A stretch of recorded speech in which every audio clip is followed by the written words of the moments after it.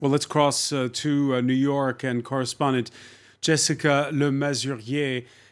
You just heard what the Russian ambassador said. The voices were quite firm on the opposite side, too. That's right. We heard two competing narratives at this UN Security Council meeting, which went ahead despite Russian objections, with both sides, the US and Russia, accusing each other of being the aggressor when it comes to Ukraine. First of all, the United States called for this meeting, and perhaps you could say it didn't exactly go as the US wanted it to go, because the Russians put forward a very strong argument saying that there should be no meeting at all. But the Russians lost a procedural vote to stop the meeting from going ahead, despite the fact they had China backing them up and three other countries who abstained. But the US got the 10 votes that it needed for this to go ahead. Actually, you need 9 votes for it to go ahead. It got 10.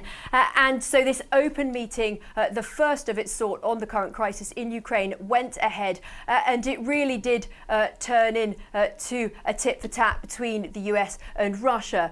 First of all, the US Ambassador Linda Thomas-Greenfield really warned about how dangerous the situation is in Ukraine right now, and she expressed concern about the build-up of what she said were over 100,000 Russian troops on Ukraine's borders.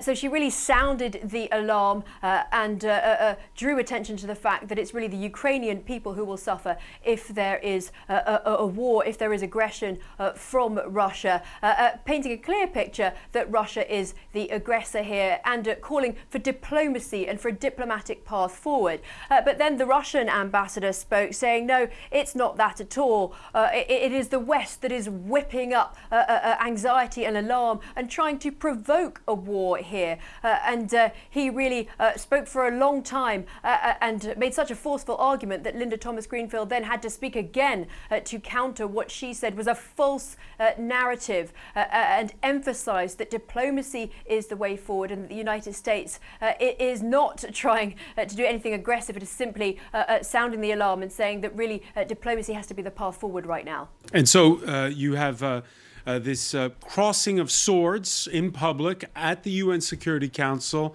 while there's preparations for a private phone call on Tuesday between the Russian foreign minister and the US Secretary of State. That's quite right. That phone call will come after they met in person just last week. And really at the heart of all of this is partly Russia's fear, Russia's desire to prevent Ukraine from joining NATO. So they will certainly discuss those Russian demands and also continue the discussions that we heard here in the Security Council, where really both sides see things completely differently, see each other as the aggressor. But the hope is that there will be some progress made, some diplomatic progress made, because nobody wants to see a war in Ukraine. All right, many thanks. Jessica Le Masurier reporting live there from the UN in New York City.